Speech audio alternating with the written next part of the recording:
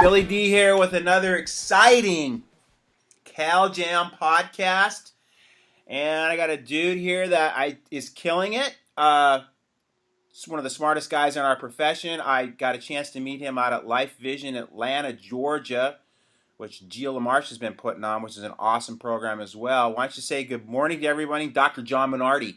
What's up, guys? It's a pleasure to be here, Billy D, the one and only. Thanks Uh, so much for having me, buddy. hey, we're really excited to have you on the program this year. You kind of got put on at the last minute. I hope that didn't bum you out. No worries, no worries. Never a Well, problem. you kind of threw that out to me if you had anything open up, and as usual, something opens up because somebody can't make it. In fact, I had another person not just make it. But I heard you out at Life Vision. You killed it. You crushed it on that stage out there, and I was just totally blown away. I really kind of got into your whole kind of like sketchy background that you had before you started chiropractic. You want to allude on that a little bit? Sure. I mean, it's funny because that time at Light Vision, that was only the second time I've ever told my full story to a crowd of people. And for a long, long time, I was ashamed of my past, so I basically just buried it because I didn't want to be judged by everybody. I just wanted to be judged on my work and whatnot. But then I had a good conversation with some friends, and they said that knew me and knew me well, and said, you should really share your story because it'd be very inspiring for people to see where you came from as basically a drug dealing loser to one of the best speakers in our profession. So that was their words, and I was like, maybe I do need to start telling this more. Yeah, you know why that is? Because there's so many people, like even myself. My background wasn't perfect either. That's probably why I resonated with you because I wasn't really a big drug dealer, but I definitely dabbled in everything back in the day. And I always kind of thought, that people have a negative maybe belief about you or whatever it might be. And I was always a little reluctant to talk about it too. But yeah, now once we've established ourselves, it's kind of good to, because a lot of people are probably held back by their past, and it's good to let people know that we didn't have perfect past either, and we just pushed that behind us and we've moved on. Exactly, and the thing is, I mean, um, everybody has their own struggle, regardless of what it is, right? Right. So, and a lot of times we have to make choices out of desperation rather than anything else. So, I think everybody's been there, regardless of what your past is. There's a point in time in our lives where we're like, I wish I didn't have to do this, but I'm just going to have to, Right. So, I just talk. When did you see the light that the drug dealing kind of wasn't a good gig to be in? Well, I kind of always knew that. It's not like I was like woke up one day and it's like drug dealing. That's the path I really want to be on. And like, if I wanted that, I'd just be in the pharmaceutical industry, right? Exactly. Then you'd be legit, right? Exactly. But no, it was just a very unfortunate situation that I just grew up in. So I certainly wasn't the only one in that situation. That's for sure. And then it's crazy because I got injured very badly in a professional fight. I was a professional fighter at the time too, and that's what got me to chiropractic. And it was a chiropractor that literally said to me, "Listen, you can change your life. Chiropractic needs people like you." And I remember looking at him like he had three heads, thinking, "What are you talking about, dude? Like I can't be a chiropractor. I don't have the capacity for that stuff." And he said, "No." He goes, "Chiropractic needs people with guts. Chiropractic needs people that aren't afraid to step into a fight that's bigger than them." It Right. was those words that literally changed the course of my life. Yeah, and I mean you've really got deep into the neurology and stuff too, right? Yeah, How did you yeah. go That was how did you get down that path? it started off with me in chiropractic and technique. Like I did, I'm a big technique guy with Thompson technique. I kind of advanced that technique a lot. And the big thing was the reason people resonated with the way I taught was I got into the neurology and explaining what we did with the adjustment, so people understood it. Because I mean, I don't know how you fared at chiropractic college, but I learned a bunch of neurology, but I couldn't apply any of it to chiropractic. Right. So that was the thing, right? Like you learn all these tracks and stuff, but no one knows what the hell they mean or do or whatever. So that always bothered me, and I wanted to just know what was going on. So that's what got me into the neurology stuff. Was first explaining stuff through techniques. People are like, "Why are we adjusting this? Like, how does this really balance leg length? How does this do all this?" So I started to research all that, and that kind of tipped me on that path of neurology. Because when I started to look at it, like I'm just a chiropractor. Like I'm not a neurologist or anything else for that matter. But I figured if I could learn it and explain it to another chiropractor in a way that me as a practicing chiropractor got it, then we could all be a lot stronger. And then I just kind of went from there. Okay. And then where you went? You didn't go to probably one of the best colleges either, in my opinion, did you? And, well, no, I mean, I went to CMCC, And the funny thing is they got a reputation for being like a science-based school, but again, like we learned science from medical doctors, so no one could ever apply anything you learned to chiropractic. So, I had a bipolar personality in chiropractic college. I learned whatever they wanted to pass their test, and then I also went to tremendous amounts of seminars to actually learn real chiropractic, Right. and that was literally it. Yeah, and I had the same path. I went to LACC, which were a lot of MDs, foreign MDs, which I could barely understand, teaching me, Right, and there was no correlation at all to chiropractic and its application. And we came out of school great diagnosticians, but really poor chiropractors. And it wasn't right, until that I got to DE and really got right, philosophically based, and then did my own research through Chestnut right. and Dan Murphy interrelated all the neurology to what's actually going on there. Now you're going to be talking. What year did you graduate first? I graduated 2001. So you're still kind of a young kid on the block then. I mean, it's been 14 years now, but yeah, it's been. In comparison, to Dan Murphy and those guys, Or me, I've been in it 30 years now, dude. 30 years. No, you're too young to be in it Oh 30 years. please, give me a Now, break. You're would you buttering me graduate up right chiropractic now. college at 12 years old or something? What the Yeah. heck? Don't let my actions fool you. Yeah, I still act like a child. People always ask me when I'm going to grow up, and I go, you know what? I don't know when I'm going to grow up, and I don't know what I'm going to be when I grow up. Because I mean, literally, we love what we do. I mean, that's the thing. Absolutely. There's so much uh, beauty in having that drive and passion every day to get up. Now, I want So you talking about ADHD this year. Why don't that's you right. briefly give us a little brief kind of look into the window how we're going to handle that one? Well, the big thing is, and first and foremost, to anybody watching this, I don't want anyone to think I'm going to get too heady on anybody. And because people hear that I like to talk about neurology and they think I'm just going to blow them away and it's going to be a boring crap course. That's not my style at all. And if you've never seen me speak, I'm always practical and I'm always bringing it from a practicing chiropractor's perspective. So I'm never, like I said, I'm not a neurologist. But what I want to talk about is in research how the drugs that medical doctors give for like Ritalin, Adderall, Concerta, all these drugs that are trillions of dollars for the pharmaceutical industries, how it's been proven in research that these things do zero, literally zero, long term for these ADHD kids. And the only long term studies that have been out there show that after 2 years, these drugs are 100% ineffective. 100%. That's the only long-term studies that have been out there. See, they always try to argue with us and say, oh, but the research shows that these things work. That's because the research they're pointing at is all short-term. I can give you a line of cocaine right now, and I'll guarantee you that the exact same thing happens in the brain. You'll Right. get more concentrated at that particular moment, but just like the hardcore drugs, it takes more and more of it to get that same level of dopamine triggering in the brain.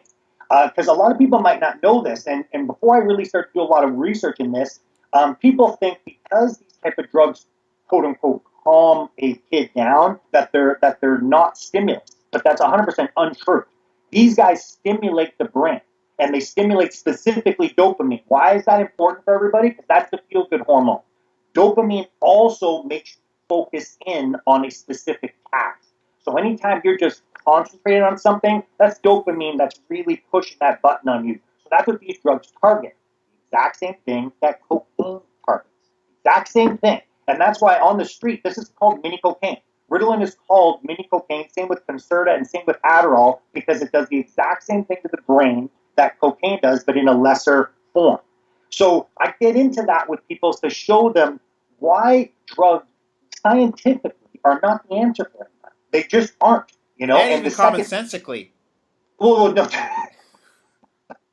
as I say.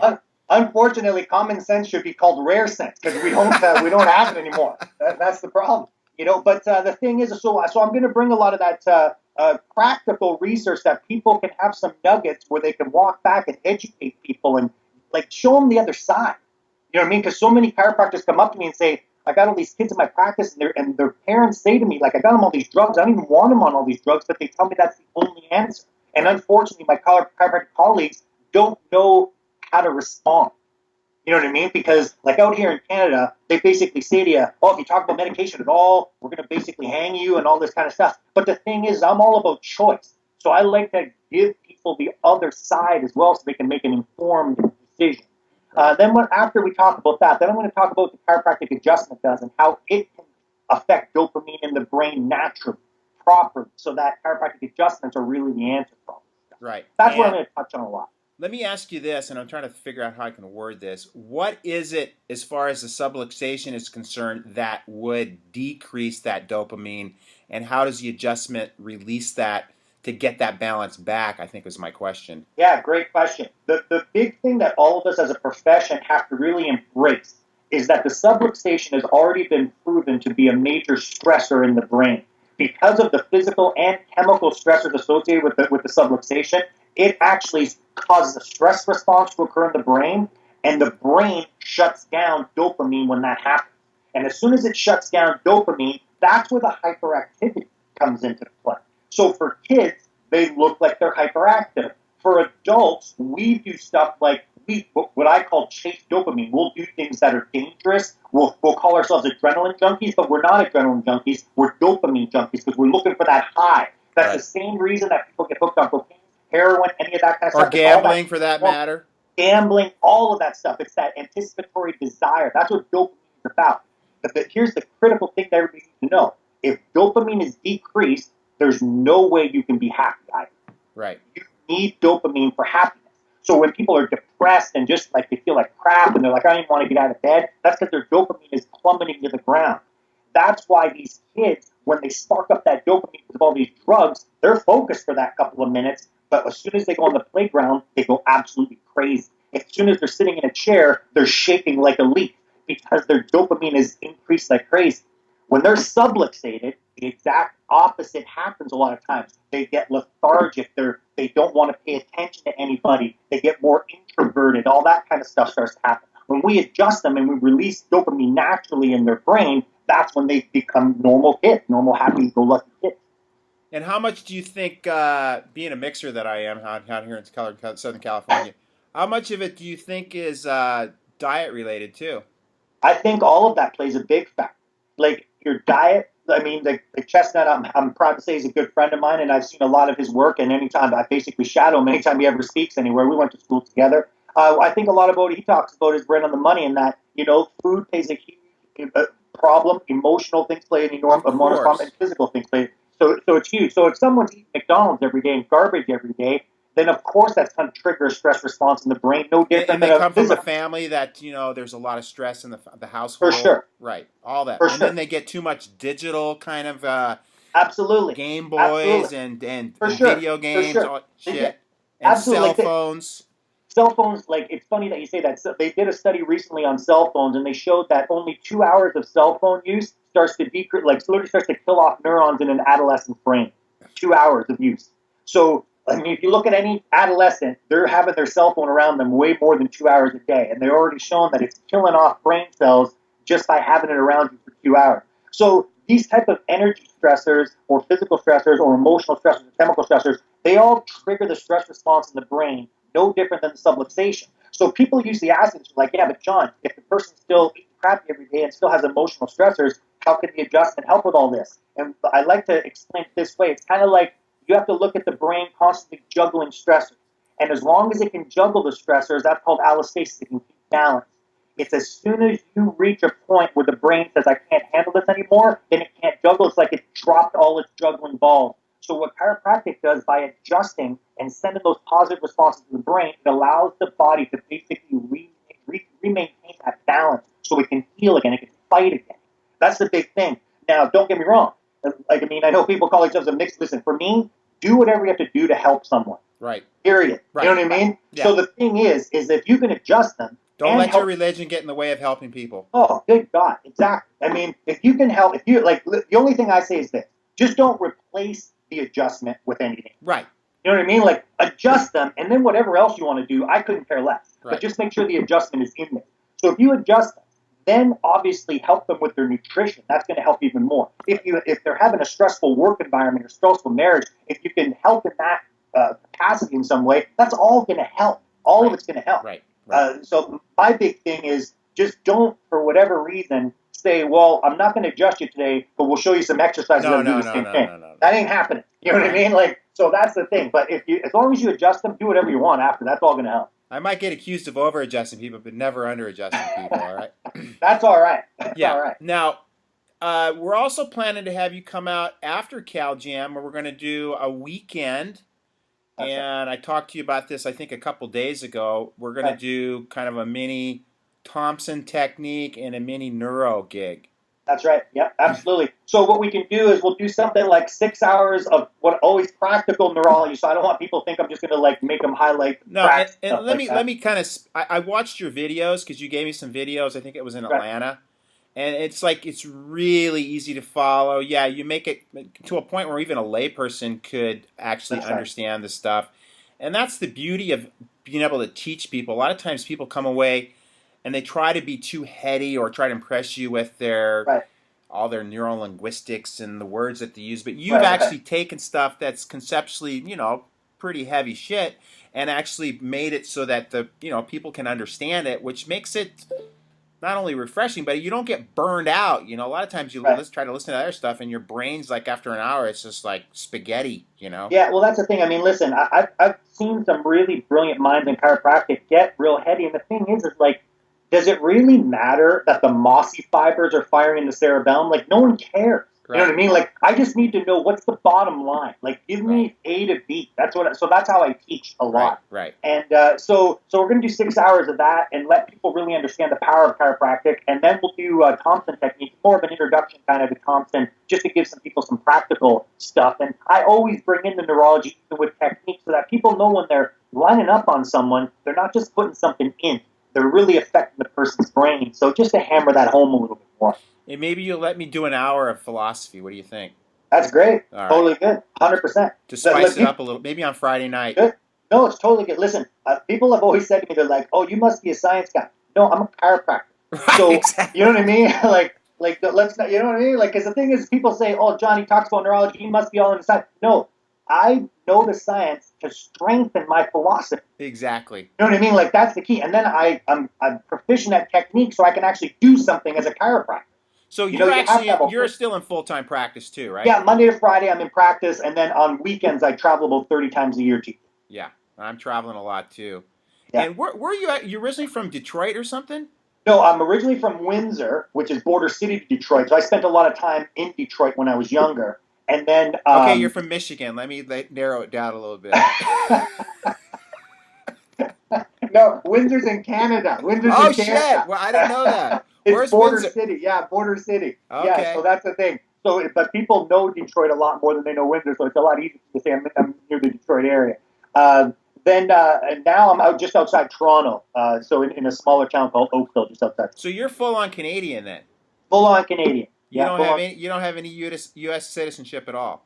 No, I wish I did because I moved down south with you and practiced down there instead of getting frozen out here for crying out loud. Yeah, I look outside right now and it's about probably 75. I'm going surfing as soon as I'm done with you.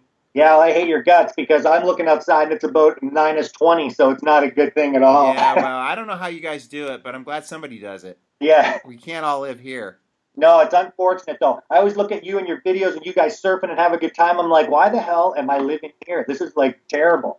I don't know if you saw that picture on Facebook where he says, the air hurts my face. Why am I living where the air hurts my face? It's this cartoon character. I'm like, yeah, that sums me up perfectly. Dude, I remember once I spoke at an epoch in St. Louis, and I wasn't, I've been in the cold before because I Yeah. snowboard a lot, but I'm ready for it. But I got up one morning and went outside, and I think it was like negative 12 or something, and I swear to God, I felt like my face cracked. It was so cold. That's You, nothing, my friend. Go. You know what you need to lecture? Do the epoch in Winnipeg, Canada, because this time of year it's probably minus 40 plus the wind chill. You'll step off the plane and literally crack in half. It's that's cold out do there. your eyeballs freeze too, or what? You're like seriously. I stepped out of the airport out there about 5 years ago to do the Thompson course, and the only thing exposed was the skin by my eyes, and my tears froze up, and I think I got frostbite in between my eyebrows. It was ridiculous. I just hated it. Wow, that is hardcore. I mean, I'll do that to go snowboarding, but I don't think I go at negative 40. I mean, maybe 10 degrees is probably my limit. Yeah, All yeah. right, brother. I want to thank you so much for being on our program this year. Pleasure. It's really, truly an honor to have someone of your level of intelligence and wit and spontaneity.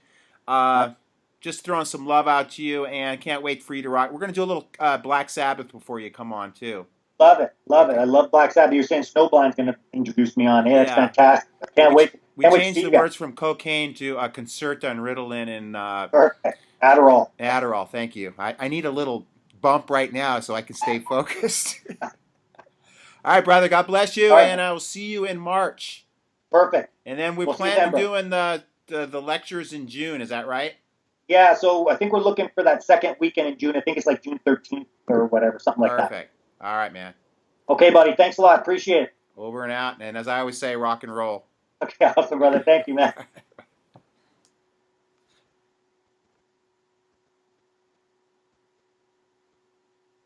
Beautiful. Perfect. Awesome.